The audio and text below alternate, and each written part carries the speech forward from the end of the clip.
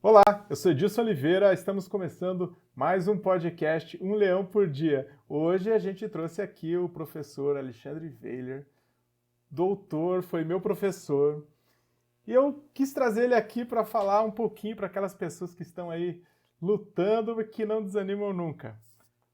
Tudo bem, professor? Tudo bem, Edilson? Prazer enorme estar aqui com você, trocando ideias nessa conversa informal, né? Que tem, provavelmente ela tem vários objetivos, mas talvez o objetivo primordial seja ajudar as pessoas a serem a melhor versão de si mesmas, né? Nossa, professor, aí já tá vendo como é que a mentalidade da gente aí ela vai se unindo, como você comentou. Pensando no bem, pensando na coisa correta, nosso país é bom, tem pessoas boas. Eu acho que a gente pode unir as nossas forças para ajudar pessoas que às vezes estão passando uma grande dificuldade. Eu queria que você falasse um pouquinho sobre o professor Alexandre, sobre a formação, sobre esse doutorado, sobre o tema, um pouquinho sobre a carreira. O professor Alexandre ele é um entusiasta da educação, né? Eu trabalho com educação desde o ano 2000. Estou há 20 anos na ESIC Internacional, que é uma escola de negócios com berço europeu e atuação na China e Estados Unidos. E no ano 2000 eles tomaram uma importante decisão de abrir um campus próprio aqui no Brasil. É uma das poucas vezes em que uma escola de negócios internacional de primeiríssimo nível resolve não apenas vir para o Brasil para levar nossos alunos e nosso dinheiro, pelo contrário, eles trouxeram dinheiro para o Brasil, reformaram uma sede, criaram uma sede de primeiro mundo e passaram a permitir que brasileiros pudessem ter uma certificação, um diploma internacional, sem necessitar sair do país, falando português e pagando em reais. E um valor que, na verdade, em relação à unidade europeia, você paga apenas 20% do que você pagaria na União Europeia por um MBA similar, uma graduação similar. Então, realmente um projeto de encher os olhos. Na época eu estava em São Paulo, e quando eu soube do projeto achei muito interessante e foi um prazer se engajar nesse projeto. E vim com a ideia de passar um período, contribuir durante um período, mas lá se vão 20 anos e a educação a gente brinca, né? Ela é uma cachaça que você bebe e você nunca mais quer largar dela, né? Ainda que dentro de ambientes educacionais não se possa consumir álcool, é apenas uma figura de linguagem, mas vamos lá. É, mas a minha formação ela é bastante eclética disso. Eu tenho uma graduação em filosofia. E aí as pessoas dizem assim, poxa vida, filosofia, então você é filósofo? Não, não, não. Só fiz a graduação porque na época eu não tinha certeza do que eu queria fazer no futuro. Né? E aí a pessoa que me orientou na época falou assim, então faça a base de todas as ciências, que é a filosofia. Lá fui eu. Para te contar a verdade, depois da terceira semana eu queria desistir, porque era muito etéreo, era muito o mundo das ideias. Mas tudo que eu começo eu termino, a menos que exista uma razão extremamente forte para não terminar. Inclusive eu estudava de manhã e à noite para terminar o quanto antes.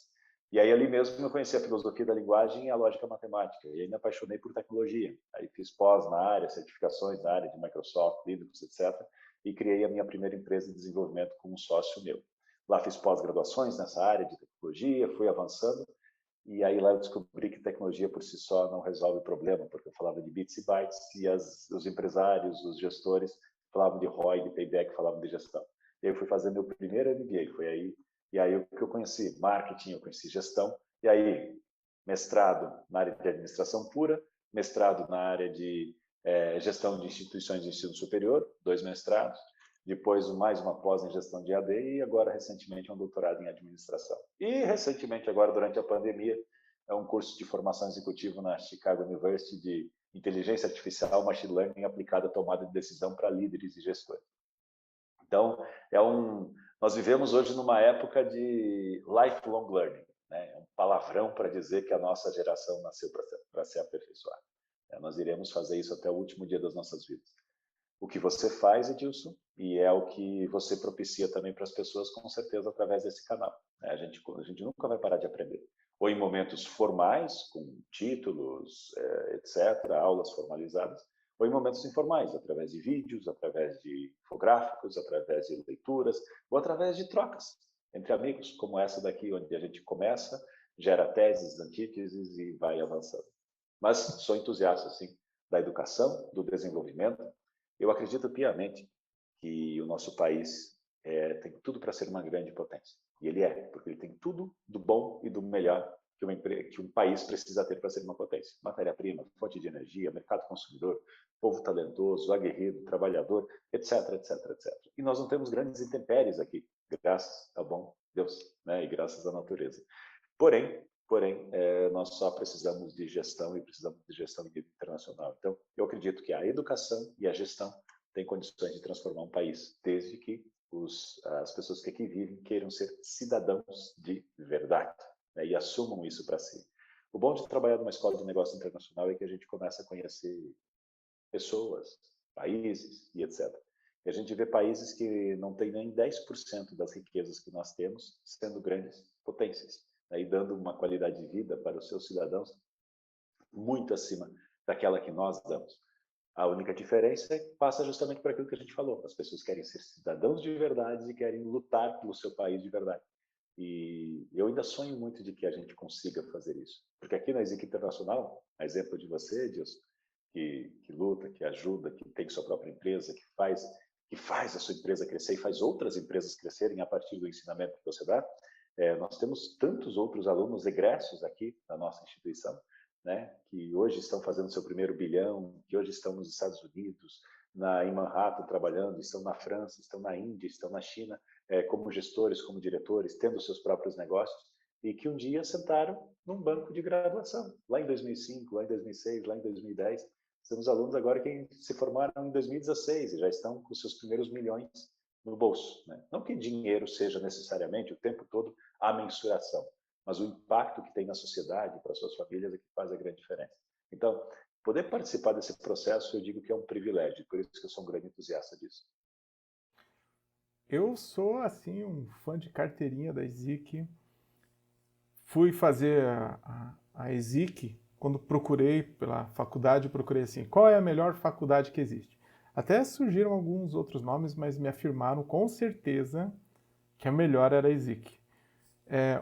Hoje, eu sei que ela está ranqueada entre as 10 melhores escolas do mundo, e o professor está falando aí de coisas de relações internacionais, né? Para ver quanto isso se estende. Eu também tenho um MBA na ESIC, inclusive é com muito carinho e muito respeito que eu falo aí com o Dr. Alexandre Vedre, que é diretor da ESIC, mas eu chamo de professor porque ele foi meu professor. Aprendi demais, eu fiz a minha carreira com conhecimento empírico, com conhecimento do dia a dia, tinha alguns dons que eu consegui me sobressair, mas quando eu cheguei ali, logo no primeiro semestre eu fui acolhido pela faculdade, pelo professor Alexandre, conversamos muito sobre a aula dele, tive um desenvolvimento gigantesco daquilo que eu aprendi com ele, me tornei um especialista naquela matéria. Hoje eu posso dizer que aquela matéria que ele lecionou comigo, eu sou avançadíssimo nela. Ela impactou empresas por onde eu passei, onde eu utilizei essa ferramenta. Eu gostaria que o professor falasse sobre essa distância que muitas vezes as pessoas colocam, que o que se aprende na faculdade parece que não se aplica nas empresas. Esse eu acredito que é o tendão de Aquiles. E só dando uma puxadinha assim que eu gostaria de comentar com pessoas, porque eu já estive desse lado ali, sem o conhecimento de uma faculdade. Como que a gente pode pregar que não ter conhecimento é bom, né? Mas, professor, fala um pouquinho dessa situação e da distância que nós temos também entre a faculdade, esse conhecimento científico de alto nível. Nós estamos falando aqui de um conhecimento que vem da Europa, de uma escola super ranqueada, então a gente conhece essa diferença, e ao mesmo tempo o microempresário, aquele que ele mesmo que está fazendo a sua história, né, que está ali colocando esse sangue, essa motivação e fazendo e aprendendo a cada dia. Fala um pouquinho, professor. Vamos lá.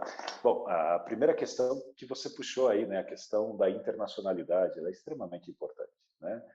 Os empresários que estão nos assistindo, e as pessoas que são profissionais e trabalham para empresas, não importa a área que você atue, não importa o produto que você tem, com certeza tem alguém fazendo ele mais rápido, mais barato, talvez com mais qualidade e muito provavelmente com um preço menor do que o seu. E muito provavelmente essa pessoa tem o olhinho puxado.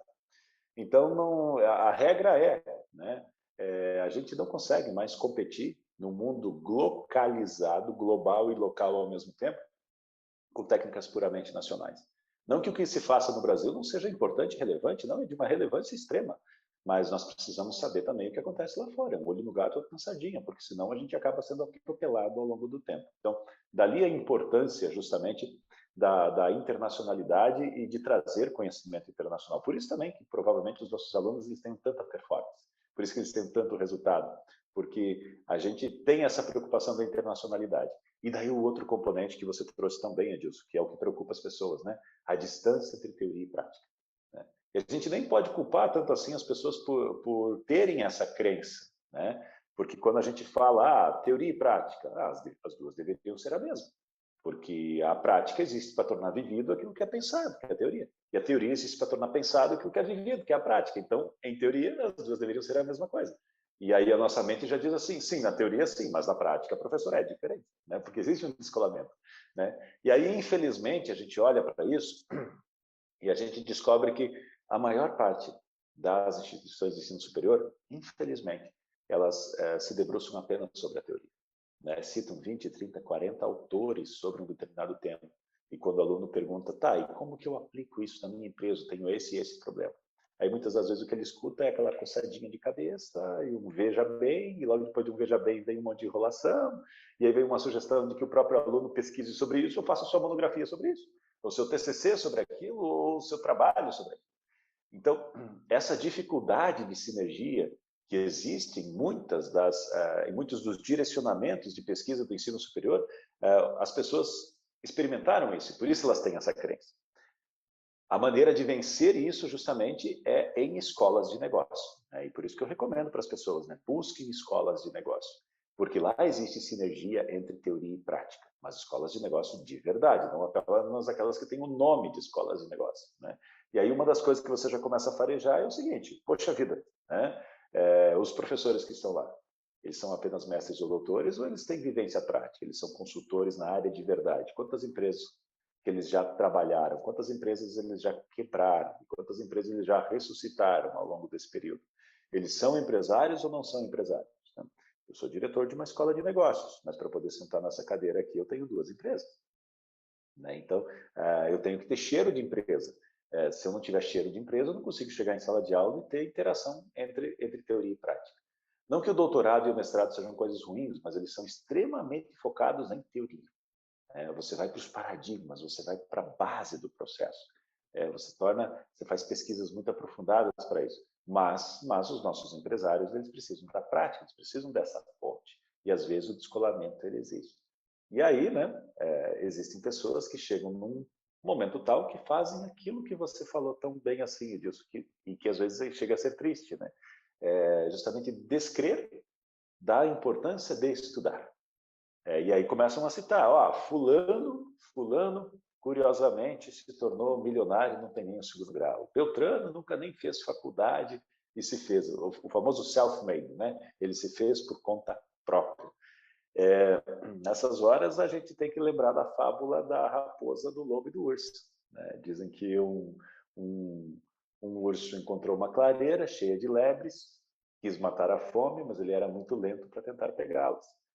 E aí, como ele não deu certo, se cansou, foi descansar um pouco, adormeceu embaixo de uma árvore. Quando ele acordou, estava passando um lobo e uma raposa. E ele, na hora, teve estalo.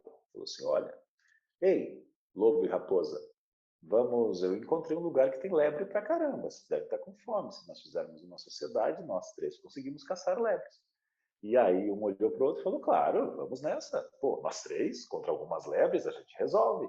E começaram a caçada. Depois de umas 4 horas, cansados já, o saldo era 6 lebres caçadas, ou seja, obtiveram sucesso. E aí o urso virou para o lobo e para a raposa e falou, muito bem, agora temos os resultados da empresa, como que nós vamos dividir? E aí, obviamente, o lobo olhou, assumiu a palavra e falou assim, Ora, urso, é óbvio, nós somos 3, são 6 lebres, 2 para cada um. E nesse instante, o urso olhou para ele, ergueu a sua pata e com uma única patada o matou e o devorou no instante seguinte. E aí já virou para a raposa e falou assim, então, raposa, como é que nós vamos dividir? E aí a raposa falou, é óbvio, nós somos 2, são 6 lebres, as 6 lebres são para você. E já empurrando com a patinha, falando assim, ó, inclusive eu detesto lebre, fica tudo para você. E já foi virando e indo em direção à mata.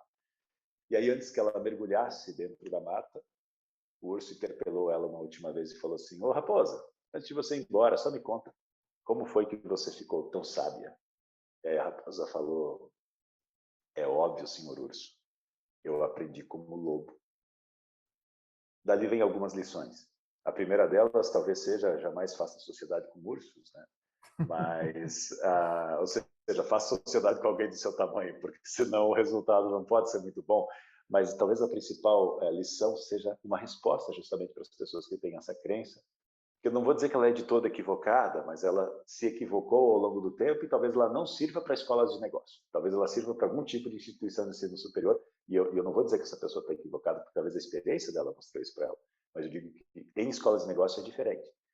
E aí, justamente essa fábula, ela diz isso. Né? Nessa vida, eu como profissional, eu posso ser o lobo e posso ser a raposa. O lobo aprendeu a lição? Aprendeu, mas da pior maneira possível, sentindo ela na própria pele. Né? E a raposa não, ela aprendeu com os erros do lobo. Né? Então dizem que o sucesso não é não cometer erros. O sucesso é cometer apenas erros novos. Ou seja, e como é que você faz isso? Errou? Reconheça imediatamente, encontre a solução, tome decisões reativas para estancar antes que vire crise, tome decisões proativas para que aquilo não volte a acontecer, implemente, vigie e siga em frente. Coloque marcos mentais ali, gatilhos mentais, para que se aquilo volte a acontecer, você já tem a solução. Então você acaba cometendo apenas erros novos. E foi o que a raposa fez. Né? Então, para as pessoas que acreditam que, opa, eu consigo fazer sem estudar, claro, até é possível se você tiver um talento natural, e talvez aos 50, 60 anos, e se você tiver muita sorte, entre várias outras coisas, por feeling e um aprendizado interativo, é possível que você obtenha sucesso. Hoje, cada vez menos, porque o mundo ficou muito mais complexo do que era antigamente, né? E demanda um nível de conhecimento muito maior. Mas talvez ainda exista, e talvez ainda seja possível. Mas aí você vai ser o lobo, você precisará ser devorado várias vezes, né? E em várias instâncias para aprender essa dura lição sentindo na própria pele. Enquanto que você também pode ser a raposa, ser um pouco mais esperto, ver os tombos e os momentos que os outros foram devorados e justamente criar esses marcos mentais. Quando você vai fazer uma boa graduação, um bom MBA, é exatamente isso que você está fazendo. Você está sendo a raposa, você está sendo inteligente, você está avançando mais rapidamente, você está antecipando décadas, anos, anos de sucesso, né? Porque você está abreviando esse processo. Você está aprendendo em ombros de gigantes. E isso faz toda a diferença.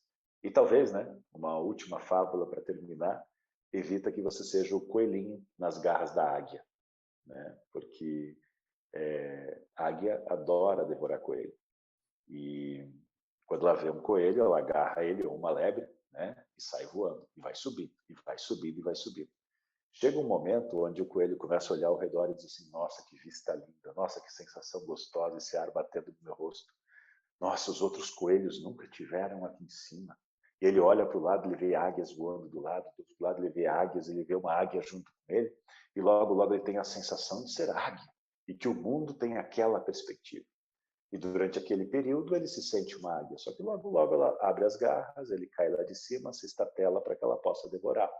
Então, é muito importante, né, os empresários, os profissionais de mercado saberem, né, se tornarem águias e não serem coelhos que são levados lá para cima e que em algum momento simplesmente não tem outro propósito a não ser fazer acontecer com os outros. Isso serve para investimento, isso serve para a sociedade, isso serve para uma série de coisas.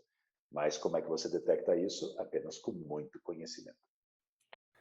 Eu não posso falar muito de escolas de negócio a não ser da ESIC, que é a minha vivência. Quando eu estive lá, realmente o que importava para a ESIC, desde o princípio, não era o valor cobrado pelos alunos, e sim que a faculdade pudesse colocar para os alunos o maior número de profissionais com experiência. Então eu tive a oportunidade de aprender com grandes profissionais, e a exigência era que realmente trabalhasse na área, como o professor comentou. Eu fiquei sabendo mais tarde que a história da ESIC era que alguns comerciantes queriam fazer uma escola para que os seus filhos aprendessem a tocar os seus negócios. Então ela é totalmente focada em negócios. Eu tive a oportunidade de conversar com grandes mentes. No MBA, então, nem se fala, professor Rui Pedro, que trabalhou na implantação do sistema de qualidade da Copel, professor Dante, que implantou o sistema sem chefe na Volvo. Então, realmente, o foco sempre foi profissionais ativos. E aí já aproveito para botar o dedo na ferida, que eu sei que o MEC fica cobrando aí o número de doutores para dar uma nota, que atrapalha um pouco, né? Mas temos que mudar essa concepção. O que eu quero dizer é que o professor está falando de coisas realmente práticas. E aí, digo que eu prefiro ser sábio, porque se acha às vezes que a sabedoria é errar, errar, errar e ir aprendendo com os próprios erros. Na verdade, a sabedoria é aprender com os erros dos outros. E a faculdade ali, esse ensino realmente é um conjunto talvez de erros e acertos que é passado para que você consiga seguir em frente. Eu soube que o professor aí ajuda profissionais nas suas carreiras. Tô certo, professor? Pensando nisso, eu quero inverter um pouquinho a sua posição, colocar o professor do lado dos empresários, e aí pergunto, o que precisa para fazer uma boa contratação, professor? O que tem que se olhar no currículo? Sim. É interessante que praticamente eu nunca fui senhor da minha carreira, né? Eu sempre fui fazendo aquilo que mais tarde eu aprendi que era a essência do marketing, né? Que era escutar os clientes, escutar o mercado, se adaptar e dar a melhor resposta para o mercado, né? Então, opa, sonhava filosofia, não era tecnologia bacana, me aperfeiçoei ali, mas precisava mesclar com gestão e etc. E claro, isso rompe um pouco os paradigmas daquilo que as pessoas acreditam, né? As pessoas acreditam que tem que ter uma linearidade na formação. Hoje em dia, não. Hoje em dia, quanto mais a sua formação for multifacetada, mas convergindo para o mesmo lugar, né? Não dispersa, mas convergindo para o mesmo lugar, melhor, porque daí você estará melhor preparado e dará melhores resultados, né? Então, nessa vida de ser empresário, ser diretor de escola de negócios, né? Trabalhar com educação, tenho consultoria, né? Uma das minhas empresas trabalha justamente em ajudar as empresas a remodelarem os seus negócios, a inovarem novamente, a trabalharem no seu processo de transformação digital. E isso é o que uma das minhas empresas faz. E ali eu acabei entendendo que, de uma forma muito interessante, às vezes a nossa consultoria ela precisa ajudar as PJs e às vezes ajudar as PFs, né? Ajudar os CNPJs e ajudar os CPFs. Porque, querendo ou não, ambos têm uma simbiose, têm uma sinergia muito grande. E como desenvolvemos know-how ao longo do tempo, a gente começou a ajudá-los. Então, claro, se alguém jogar meu nome aí nos mecanismos de pesquisa, vai ver várias entrevistas na CBN, na Band News, em várias emissoras de TV, vários jornais, várias matérias trabalhando ou modelagem de negócios ou ainda consultoria na área de carreira. E hoje em dia essa parte de carreira é uma das que mais tem crescido, porque os empresários eles têm justamente essa dúvida, Edilson, que você está trazendo para a gente de uma forma tão importante, né? Que tipo de profissional eu devo contratar? Porque nós estamos num raro momento onde nós temos pelo menos 3 gerações convivendo dentro das empresas. Antes nós tínhamos no máximo 1 ou 2 gerações distintas que pensavam de forma distinta, mas agora nós temos pelo menos 3, indo para uma 4ª geração já na maior parte das empresas. Existem empresas ainda que o proprietário pertence à geração silenciosa, os diretores de alto nível eles são oriundos de baby boomer, né? E aí alguns de média gerência ou alguns diretores são da geração X ou X para Z, né? E aí nós temos o pessoal de analista, assistente, etc., de Z e Z para Y, né? Y para Z. Né? E aí nós temos possivelmente os alfas aí quase já se preparando, batendo na porta e já sacudindo o mercado. gente fala assim, mas os alfas, professor, nasceram aí em 2010. Essa molecada aí está com 11 aninhos, não estão batendo no mercado. Uhum. Conta para a Rede Globo de televisão, para a Band, para a RIC, etc., que jovens não os estão assistindo, porque estão assistindo canais de YouTube, onde é que às vezes tem um menininho de 6 aninhos de idade jogando Minecraft e roubando a atenção daquele moleque, a atenção daqueles anunciantes naquele exato momento, e justamente impactando o modelo de negócio dos meios de comunicação tradicionais. Então, esse é apenas um dos exemplos. Né? Nós temos um mundo hoje completamente diverso entre si e com características diversas. E aí os empresários, que estão aí com as suas empresas constituídas, por um lado eles têm uma carga tributária, por um lado eles têm os outros desafios do mercado, aí eles escutam falar de startups, e daí por outro lado eles têm empresas tradicionais com marcas fortes que continuam atuando no mercado, e eles ficam ali no meio, nesse meio. E querendo dar escalabilidade, né, para os seus negócios, eles precisam de talentos, atrair pessoas talentosas para dentro de sua empresa. Então, o pessoal falou, a coisa mais importante dentro da empresa é a pessoa, é o ser humano. Por quê? Porque a empresa é formada por pessoas, o mercado é formado por pessoas, a estratégia é elaborada por pessoas, implementada por pessoas. E isso é verdade. Então, quase que automaticamente, todo mundo vai, se olha no espelho e fala assim, eu sou uma pessoa, logo sou importante. Mas a questão por trás disso não é que são as pessoas, é um tipo específico de pessoa. Claro, o ser humano tem sua dignidade, com certeza. Mas para a empresa é um tipo específico de pessoa. O talento, a pessoa talentosa. Então, quem que é a pessoa talentosa? E aí a dica para os profissionais. Você tem que contratar gente talentosa. Gente talentosa é gente competente. Quem que é gente competente? Cheque se ele tem 5 coisas. A primeira coisa, se ele sabe. A segunda, se ele sabe fazer. Professor, é a mesma coisa. Não é. Tem gente que sabe muito, mas na hora de colocar em prática, tem problema. Tem que saber e saber fazer. Terceira, querer fazer. Porque tem gente que sabe fazer, mas só quer de vez em quando. E dentro de uma empresa você precisa que ele queira. Né? Além disso, cultura. O que é cultura? A aderência daquilo que está dentro da cultura pessoal dele, a adaptabilidade tem que ser convergente com a cultura da organização, da empresa. Pega um cara de uma transnacional e coloca numa startup, num coworking. Ele se sente mais deslocado que qualquer outra coisa. Pega o cara do coworking e joga ele dentro de uma transnacional, onde é que está tudo parametrizado, inclusive com manual de procedimentos. Ele se sente pior que cachorro que caiu de mudança. Né? Então, a cultura interna dele tem que ser aderente com a cultura da organização, porque senão põe a perder todas essas 3 coisas anteriores. E questões éticas e morais. De nada adianta você ter alguém que sabe muito, sabe fazer, trabalha que não condenado, mas infelizmente você não pode dar as costas para essa pessoa, porque infelizmente ela não é confiável. Alguém que não é confiável, você não é competente, não adianta. Né? O mundo não é dos espertos. A médio e longo prazo nunca dá certo. As pessoas até podem enganar algumas pessoas durante algum tempo, mas não todo mundo o tempo inteiro. E aí, infelizmente, a queda é do precipício. Não tem como resolver, porque confiança é que nem cristal. Trincado, esqueça. Né? Então, questão cultural. E, por fim, linguagem. Né? O que é linguagem? Linguagem significa não apenas que você tenha boas habilidades de relacionamento interpessoal, que você é comunicativo, entre várias outras coisas, mas que você tem alta capacidade de aprendizagem. Por quê? Porque a transformação é constante. Então, se você não tem alta capacidade de aprendizagem, de aprender coisas novas, né, e inovar o seu processo, e se reinventar o tempo inteiro, e se lapidar o tempo inteiro, e se reinventar o tempo inteiro, infelizmente você se perde.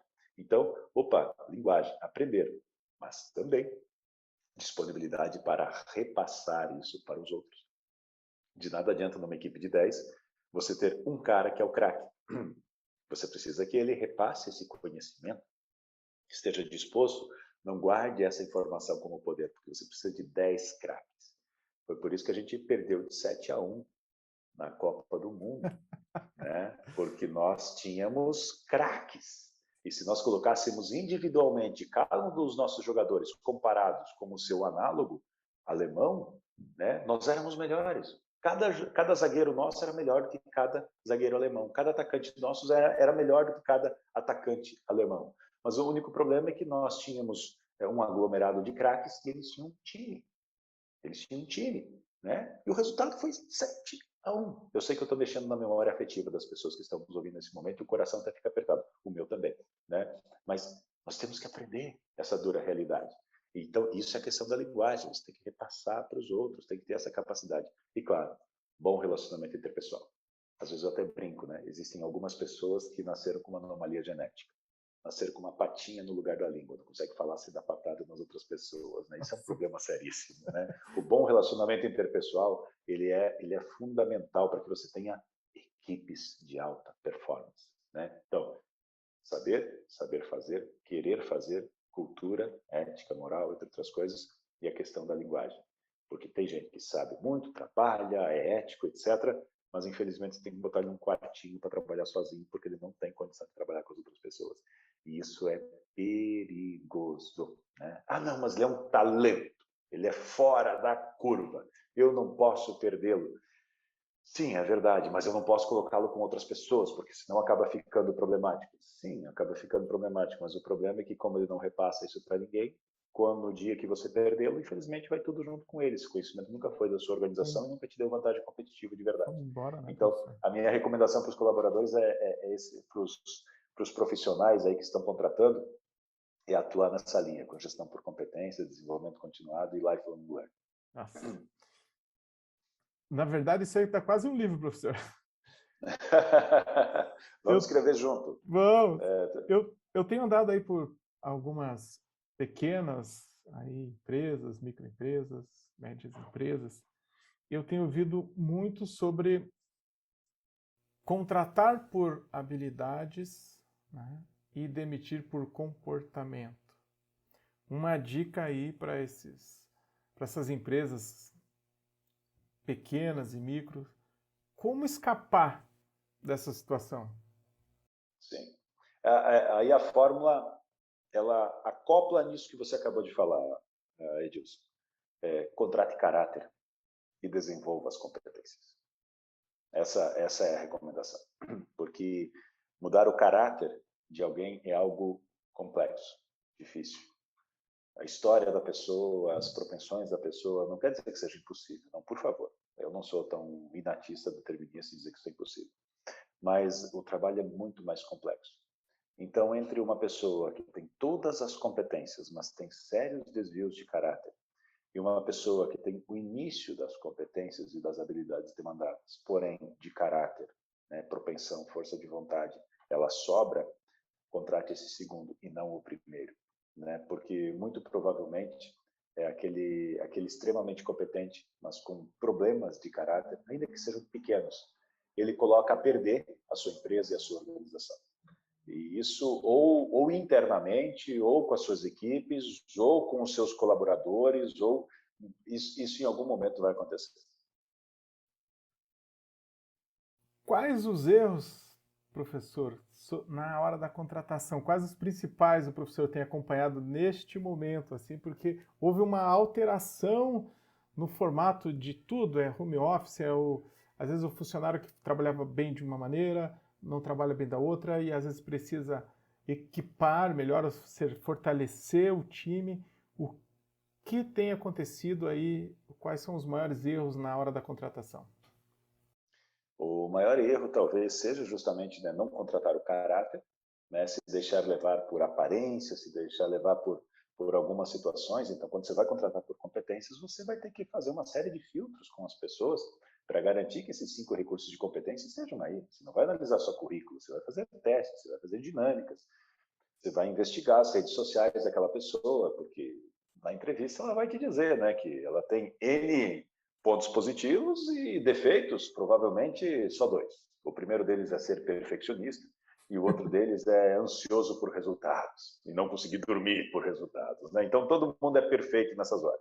Mas é óbvio, né? Ele diz para você que é perfeccionista, que ele adora se desenvolver, entre outras coisas. Aí você entra nas redes sociais dele, não aparece uma única foto dele se desenvolvendo. O último curso que ele fez foi há 10 anos atrás, né? E só aparece ele lá com um copo de chopp na mão. E as comunidades dele são Eu odeio segunda-feira e hashtag sextou.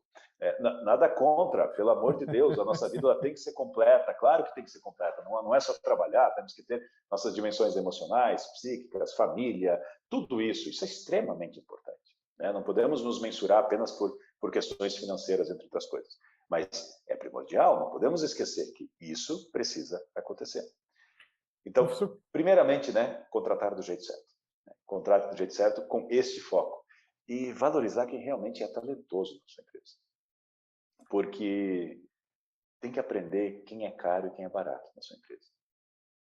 As pessoas só fazem a conta do ponto de vista de cifrão. Né, e o cifrão é um bom salário. Então, e até coloca aí para a gente, Edilson. Qual é o cara que é mais caro para a empresa? O cara que ganha R$ 1.000 ou o cara que ganha R$ 25.000? Automaticamente, a maior parte dos empresários vai dizer assim, não, o cara que ganha R$ 25.000 é o cara mais caro para a empresa.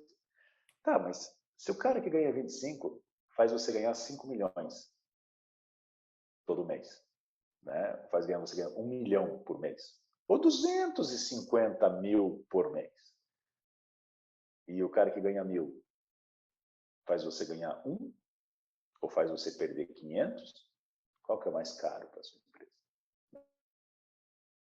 Obviamente, o mais caro, o mais barato é o de 25. Né? Então, esse é o foco que nós precisamos ter. E ter essa noção da produtividade e a noção da inovação, do quanto que agrega valor. Né? Poxa vida, o cara faz em minutos, ele fica olhando para o teto.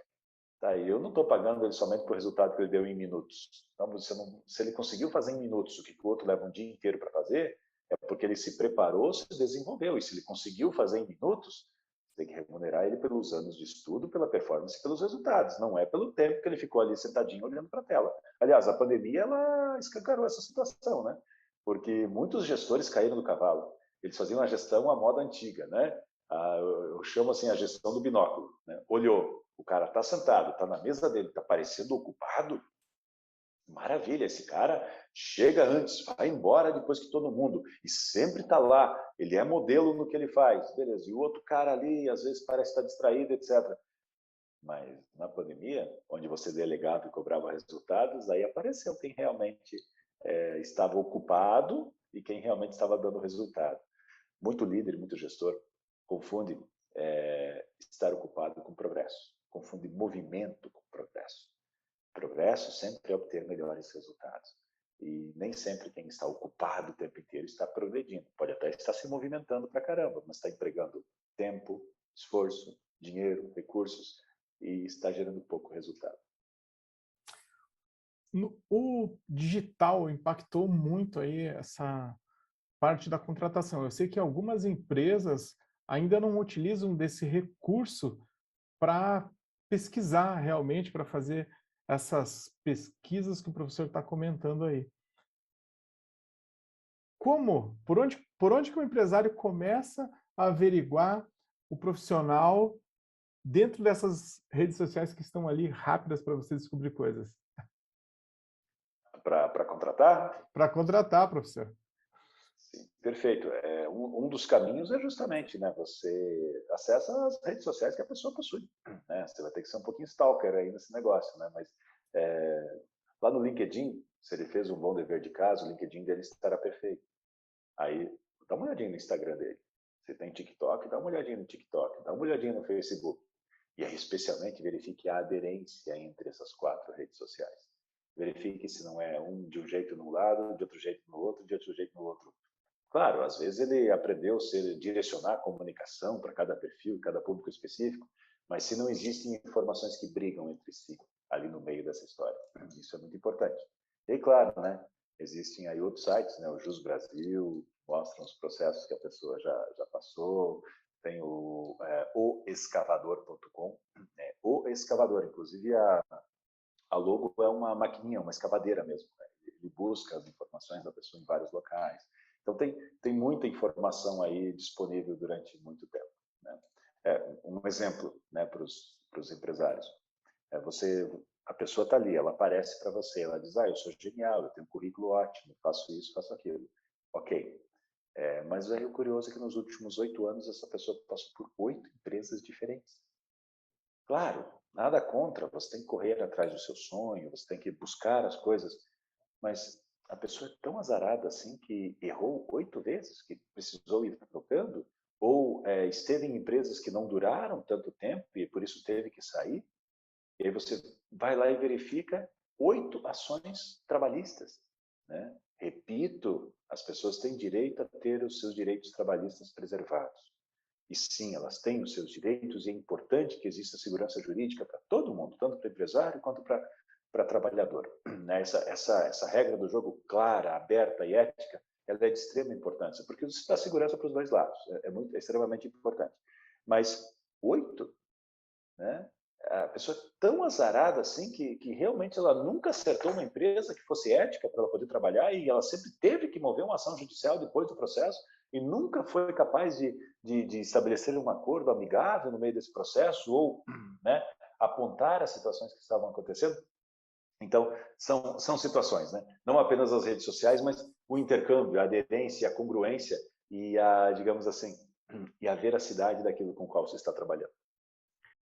Às vezes aí você está na empresa e eu vi também uma situação onde as pessoas não sabem exatamente como segurar um funcionário. Por quê? Nós temos lá um número grande de pessoas querendo entrar devido à crise, mas também nós temos profissionais que nós não queremos que saia da empresa. E aí, quem já está bem estruturado está sempre entendendo esse valor desse funcionário e tentando pegar para ele. O que o empresário, o micro e o pequeno empresário, pode oferecer para um profissional que está ali trabalhando, continuar com ele? Edilson, ainda bem que você colocou isso, porque o home office ele escancarou uma situação, né? Hoje a concorrência ela não é mais apenas pelo cliente, pelos produtos e serviços que você quer vender. Hoje a concorrência também é pelos talentos, né? Porque talentos são raros no mercado. Existe uma raridade muito grande de grandes talentos. E aí o home office ele escancarou essa situação, né? Hoje você pode trabalhar para uma empresa da África do Sul, pode trabalhar para uma empresa alemã, você pode trabalhar para uma empresa francesa, norte-americana, sem sair do país. Então, o empresário hoje, ele não tem mais apenas empresas locais, na sua área de abrangência geográfica, concorrendo pelos talentos que estão dentro daquele ambiente. A tecnologia ela impactou até o próprio RH, né? Até o mercado de talentos que existem aí. Né? Então, os headhunters, né? Os caçadores de cabeças, né? De mentes brilhantes, de talentos, eles têm um trabalho bastante difícil, as empresas têm um trabalho bastante difícil. E o que eu diria para as empresas, justamente, é para elas terem um jogo claro com os seus colaboradores, né? E serem muito honestas, né, com os seus colaboradores.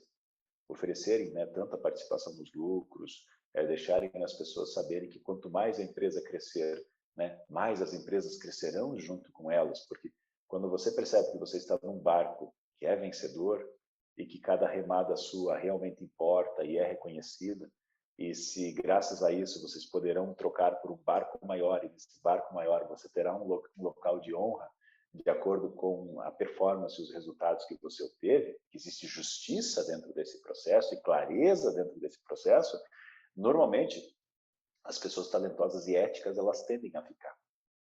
Elas tendem a comprar essa briga. Elas tendem a se engajar.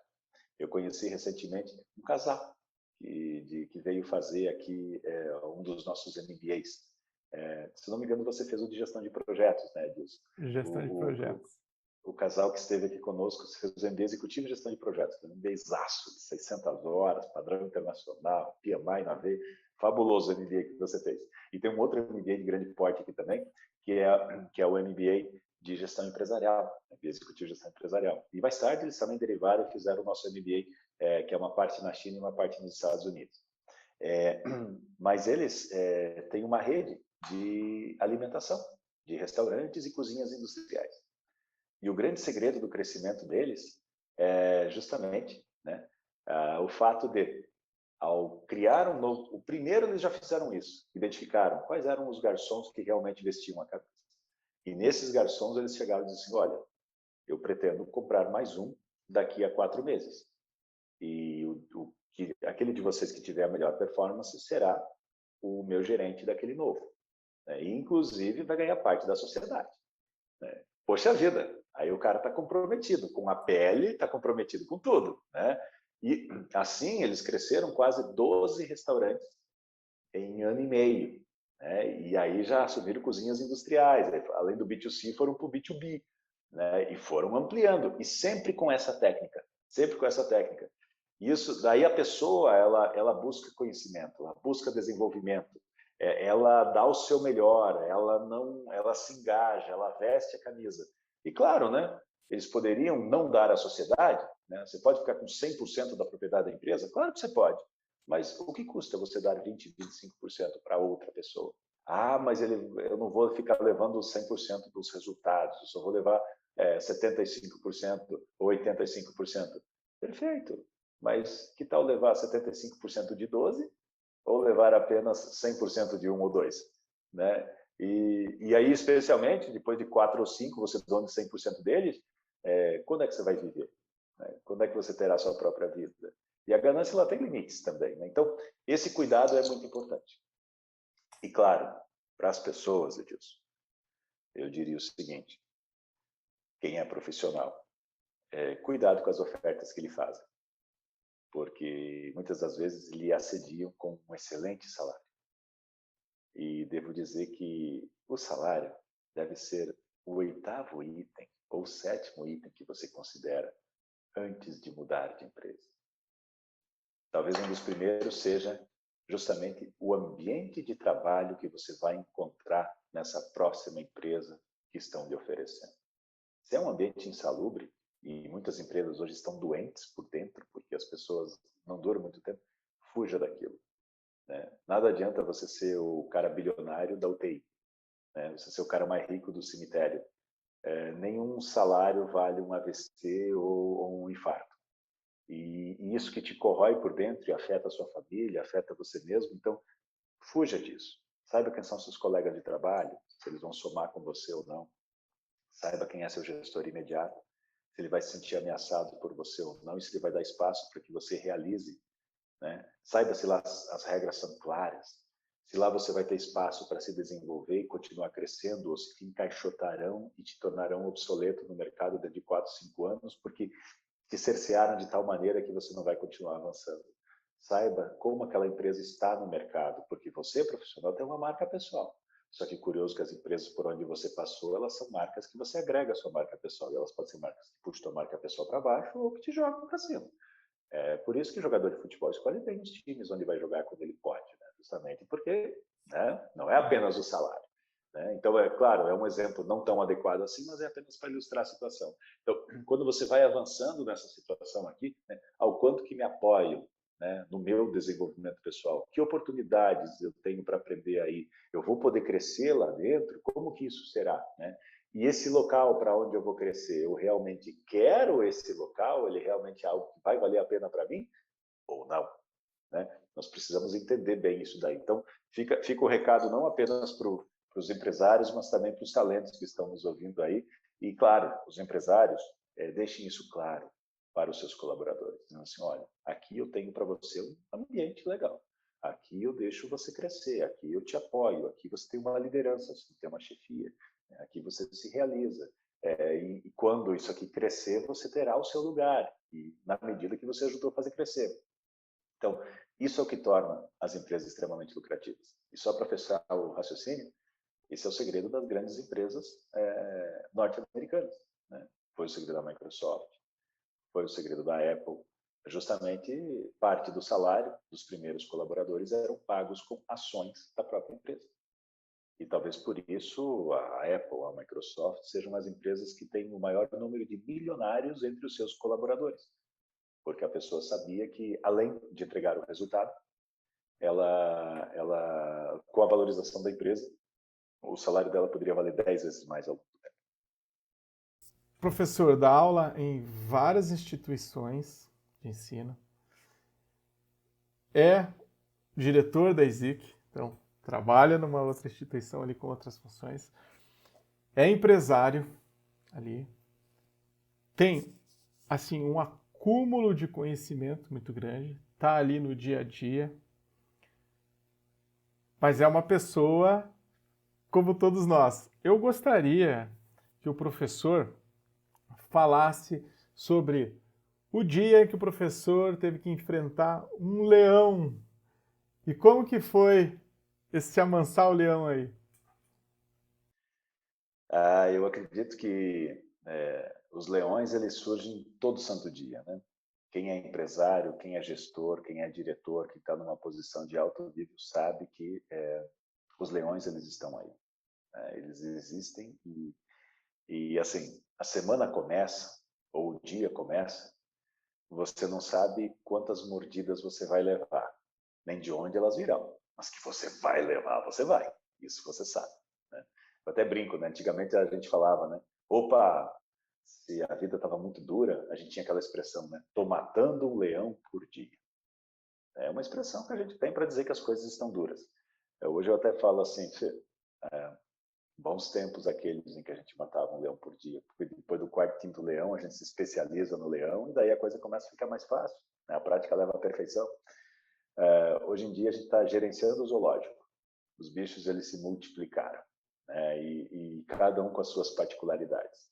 E eu já estive lecionando para nossos amigos da América Latina. Eu lembro muito bem que o empresário lhe ergueu a mão e falou assim: "Sí, professor, es verdad. Matar el león a veces se torna fácil. Después del segundo, tercer, cuarto león, te especializas y mata el león. No hay ningún problema tan grande. Pero creo que lo más difícil hoy es desviar de las antas." E aí, quando a gente para pensar, né, diz assim, tá, matar um leão não é tão complicado, o pior é desviar das antas, né, segundo a expressão dele, né? Querendo ou não, a gente tem todo tipo de desafio. Tem todo tipo de desafio. Talvez a angústia e a ansiedade devam ser tiradas do nosso dia a dia. Claro que isso é mais fácil de falar do que de fazer, né? Todo mundo acorda de madrugada com as suas preocupações em vários momentos da vida. Mas adotar a filosofia do a solução, implemente, não tem solução, justamente solucionado está, né? Ou seja, trabalhe com aquilo que é possível, faça além daquilo que é o imaginável e logo vai parecer que você está fazendo o possível, né?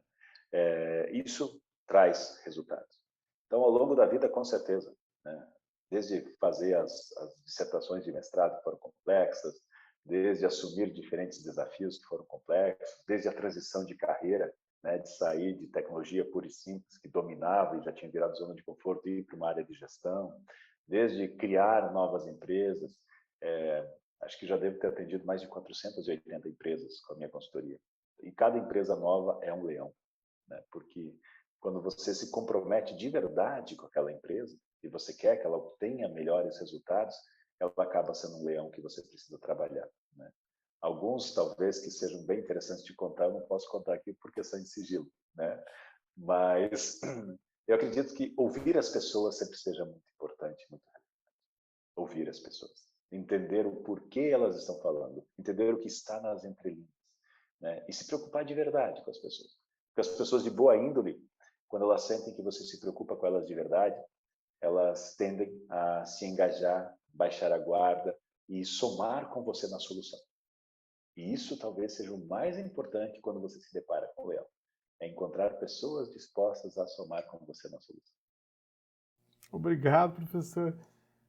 Eu aproveitei aí para ter mais uma aula com o professor Alexandre, doutor Alexandre, lá fora. Eu até aqui ainda não, por falta de um tempo que leva aí para ser o reconhecimento, mas para mim já é reconhecimento internacional, para mim já é o que basta. Eu quero agradecer pela participação, pelas dicas, por doar aí seu tempo para pessoas que às vezes não estão vendo aí uma forma de sair de alguma situação muito difícil, lembrando que tudo que se diz respeito à empresa são simplesmente negócios, que existe saída, que dá para continuar. A gente teve aí uma oportunidade de conversar com uma pessoa que trabalha com grandes empresas, que resolvem grandes problemas, porque grandes empresas têm grandes problemas, trabalham ali nos detalhes, nos mínimos detalhes. Quem pensa que é fácil, não é fácil. Então, eu sei que A hora do professor é uma hora de alto valor. Eu agradeço, professor, por você ter ficado aqui. Conte comigo, continua nessa tua jornada aí, disseminando essas informações, se empenhando como o professor se empenha. Possivelmente já poderia parar de lecionar em tantos lugares, mas está aí preocupado também com o legado, de passar informações às pessoas, acreditando que a informação pode fazer a diferença numa vida. Graças também ao seu empenho, eu acredito que me tornei, né, um profissional melhor. Agradeço a ESIC, agradeço o investimento, agradeço o tempo e espero logo estarmos juntos novamente, professor. Com certeza, Edilson. Na verdade, queria te parabenizar pelo trabalho que você está fazendo. Aqui nós estamos num momento quase que informal, né? Não tem dinheiro sendo transacionado aqui. É apenas generosidade, né? O seu tempo generoso, o meu tempo generosamente disponibilizado para as pessoas que irão usufruir desse conhecimento. E talvez a gente tenha condições de impactar algumas pessoas, trazer novo ânimo, talvez a pessoa ela esteja apenas a 50 metros do cume da montanha, mas ela já esteja tão cansada e ela está pretendendo descer ou parar por aí mesmo. E talvez, ao ouvir novas técnicas, ao ouvir essas novas possibilidades, ela redobre o ânimo e dê os passos finais, né? E avance, ou vá para o próximo nível e não pare. Acho que talvez esse seja o maior motivo. Ao longo desses 20 anos de trajetória aí, trabalhando com educação, com gestão, eu acho que eu já perdi a conta de vezes que eu vi isso acontecer, né? E vi isso terminar bem e vi isso não terminar bem também, né? E quando terminou bem, terminou porque a pessoa redobrou o ânimo, bateu a poeira e seguiu em frente.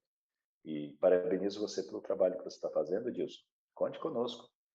Uma das maiores alegrias que nós temos é ver os nossos alunos, os nossos egressos, e todos eles que começam lá como alunos e hoje são amigos, né? Porque a gente faz questão, uma vez aluno, sempre aluno da ESIC Internacional, para nós, e passam a ser amigos, né?